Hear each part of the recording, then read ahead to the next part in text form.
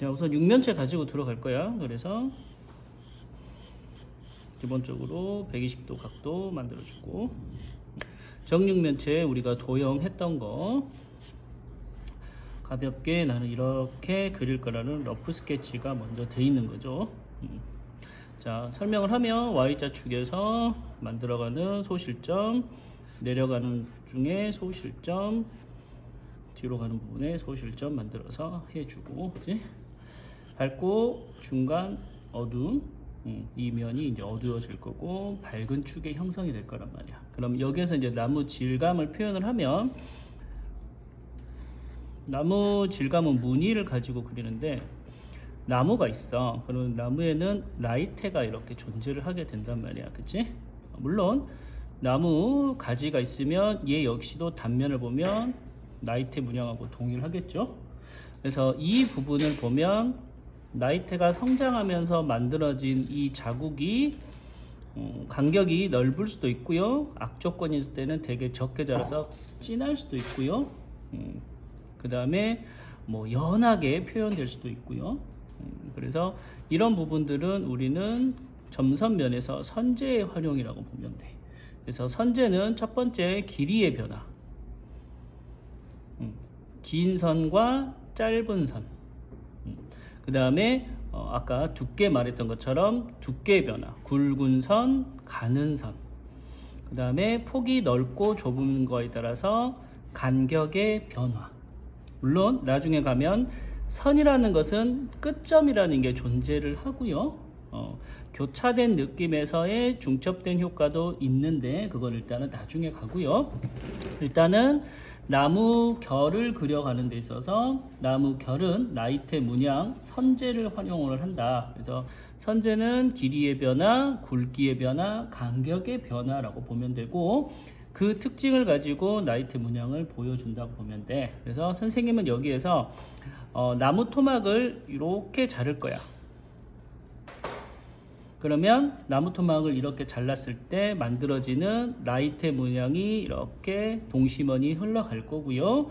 아래로 나무 뿌리로 향하는 부분들이 이렇게 형성이 되겠죠. 자, 그러면 여기에 간격의 변화에 따라서 이렇게 변화가 들어갈 거고, 나중에 뭐 이런 나무에 있는 부분 혹은 옹이라고 표현이 되는 부분들, 이런 부분들을 가지고 결 나무의 무늬를 좀 활용을 할 건데, 일단 첫 번째 육면체에서는 이 부분만 가지고 들어갈 거야. 자, 그래서 우리가 육면체 윗부분에서 시점에서 멀어질수록 색이 더해 가기 때문에 육면체 면은 절반으로 멀어져 갔을 거고요. 육면체 채색 들어갔었을 때 이 부분은 칠하지 않는 가장 밝은 부분이었죠. 기억하죠? 그래서 이 부분에는 특별하게 많이 해주지 말고 그 그린 선을 기준으로 동심원을 표현을 해봅니다. 이렇게 간격의 변화기 때문에 동일하게 변화해 준다기보다는 간격이 좁고요, 혹은 넓고요. 좁고요, 뭐 때로는 넓고요. 때로는 촘촘하게 가도 되고, 나중에 이제 채색 들어가면 진한 나이테가 있을 수도 있는 거고, 연한 나이테가 있을 수도 있는 거죠. 그건 이제 물감의 농도 가지고 들어갈 거고, 그런 방향으로 일단은 쭉 들어가고, 나머지는 이 소실점에 맞게끔 그대로 아래로 내려줍니다. 이게 선생님이 그리고자 하는 계획의 첫 번째예요. 그죠? 그래서 자기도 만들고자 하는 부분들을 가볍게 선생님 거 참고해서 따라 그리면 돼요. 자, 그렇게 되는 거고, 우리가 육면체에 들어갔었을 때 이제 의무적으로 밝은 면과 중간면, 중간면과 어두운 면, 밝은 면과 어두운 면 사이에 중간면을 의무적으로 만들어 줍니다. 그러니까 쉽게 말하면 단면이 90도로 꺾인다기보다는 모서리 부분이 약간 라운드가 진다거나 혹은 면 하나가 더 깎여 있어서 이런 부분이라고 보면 돼요. 그래서 이런 모서리 부분들은 아무래도 사용감, 좀 닳거나 찍히거나 이런 부분들을 조금 더 표현하기 위해서 활용을 하는 거기 때문에 일단 의무적으로 넣어주고요. 자, 그런 식으로 중간 면들을 의무적으로 잡아줍니다.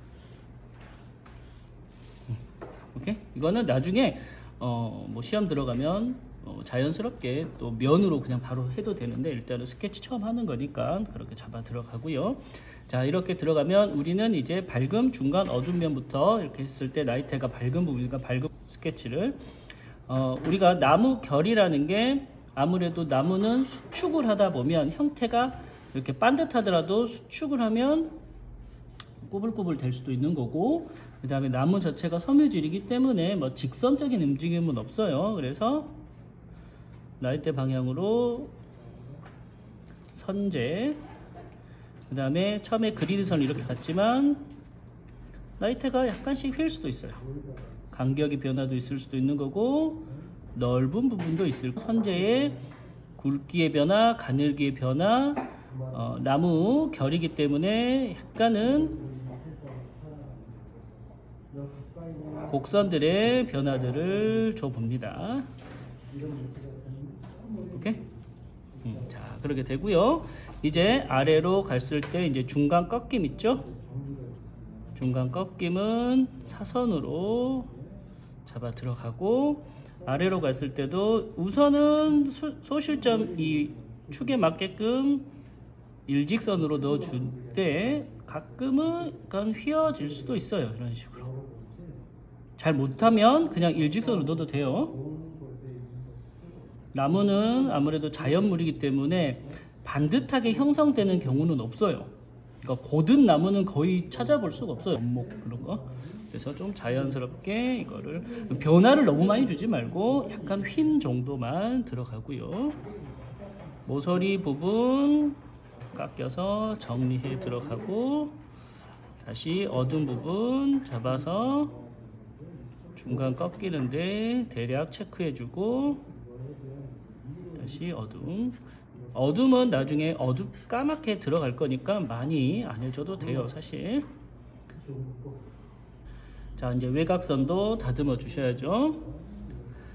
밝은 면에는 특별하게 변화 주지 말고 일직선으로 쭉 투시에 맞게끔 주시고, 선생님은 반듯하게 긋지는 않아요. 얘도 나무기 때문에 약간은 큰 틀에서 휘는 정도 이렇게 들어가 주는 거고, 외곽 정리 중요하니까 외곽 모서리 부분, 가운데 꼭지점 부분 정리해 주는 거고, 외곽선 잡아 들어가고, 이렇게 들어가는 부분에서 가끔 나무에서 올라가는 뒤틀리거나 수축돼서 갈라짐, 투시선 맞춰서 갈라져서 올려주는. 자, 그럼 얘도 하나의 진한 검정색 선이라고 보면 선제의 변화니까 굵은 선 있으면 항상 가는 선, 항상 쌍으로 움직일 수 있게끔. 그래서 이제 표현력을 하나씩 배울 거야. 이렇게 들어가고, 면적도 마찬가지고, 작은 거, 가는 거에서 쪼개짐 이런 것들 좀 정해주고, 어두운 부분은 특별하게 뭐 해주지 말자 아직은. 이렇게 들어가고요. 그 다음에 쪼개지는 부분들이 이제 가장 가까이 있는 시점에서 좀 변화를 주면 좋기 때문에 넓게 있는 부분에 갈라지는 움직임. 우리 다음 소묘 시간에는 이 갈라지는 것을 연필로 많이 할 거야. 또 갈라졌으니까 작은 녀석 들어가 주는 거고, 얘 길이와 얘 길이를 봤을 때 선생님 얘를 좀 더 길게 내려줄 거고요. 얘는 좀 짧게 갈 거고요. 그런 느낌으로 모서리 부분에서 쪼개, 또 긴 거 왔으면 또 작은 것도 오고요. 항상 옆에 친구 따라다니고요. 여기는 이제 어두운 나무색 들어갈 거고, 중간면 이렇게 들어가면 되겠죠.